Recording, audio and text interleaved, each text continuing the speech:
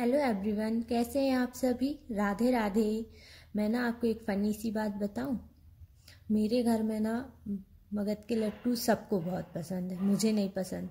पता है क्यों? क्योंकि ना बनाने में बहुत मेहनत लगती है और मेरे से ना एक जगह टिक के खड़ा नहीं हुआ जाता है।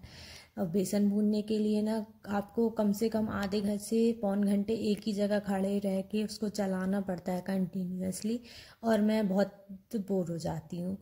तो मैं ना अवॉइड करती हूँ कि मुझे ना बनाने पड़े। पर अभी मुझे अपने भाई बहनों के लिए नाश्ता रखना है, दोनों बाहर पढ़ते हैं तो उनको नाश्ता घर से ही बना के मैं रखती हूँ, ताकि महीने भर वो आराम से खा सकें छोटी मोटी भूख के लिए, और बाहर के ना जंक से वो बच सकें। तो यहाँ पे मैंने सबसे पहले अपना मेजरमेंट से बेसन और घी निकाल लिया था।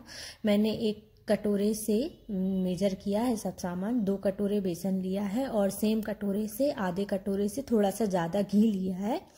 और फिर घी को कढ़ाई में डाला है और हाथ से चेक कर लिया कि अच्छे से गर्म हुआ है या नहीं। फिर उसमें बेसन डालकर अच्छे से मिलाते जाना है। ध्यान रखना है कि इसमें जो गुठलियाँ बढ़ती हैं ना मिलाते समय, उनको अच्छे से फोड़ते हुए बेसन को भूनना है।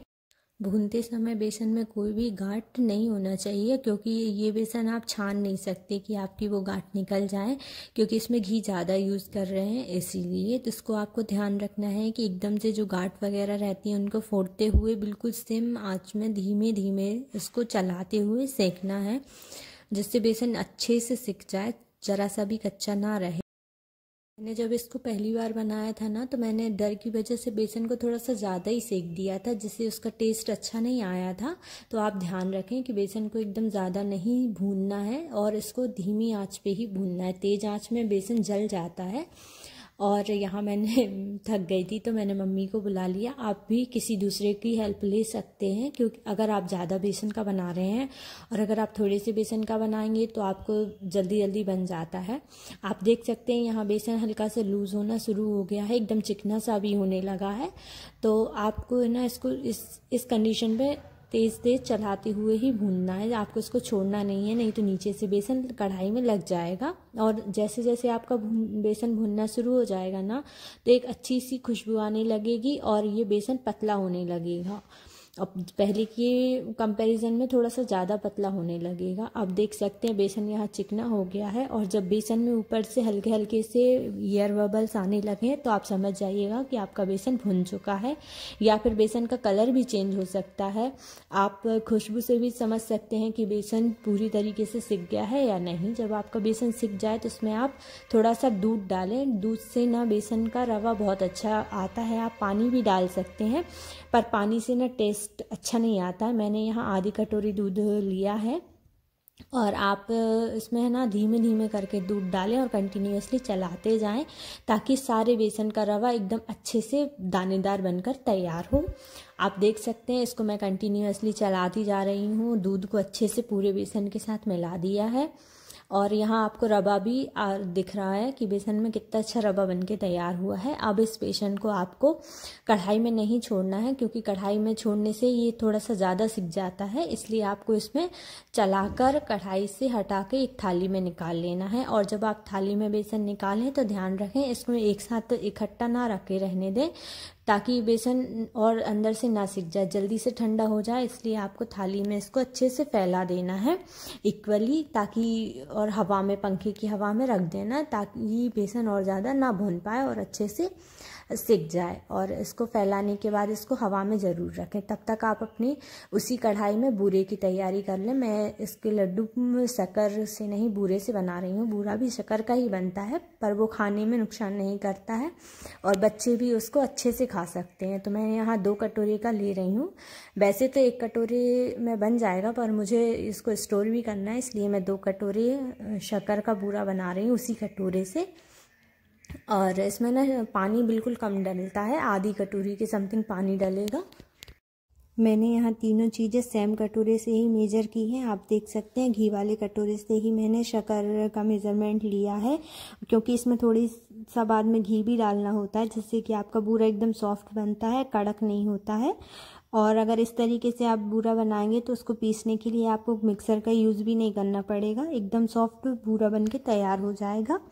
और आपको बूरे को ना एकदम हाई फ्लेम पे ही बनाना है और इसको भी चलाते जाना है, क्योंकि जब तक शक्कर अच्छे से मेल्ट नहीं हो जाती, नहीं तो ये भी कढ़ाई में चिपकने लगता है। और आप देख सकते हैं यहाँ एकदम से बबल आना शुरू हो गया है और इस टाइम पे आपको चलाते जाना है। और जब आपका बूरा साइड में चिपकने लगे या मतलब शक्कर जैसे क्रिस्टल टाइप के दिखने लगे तो आप इसका बूरा तैयार है।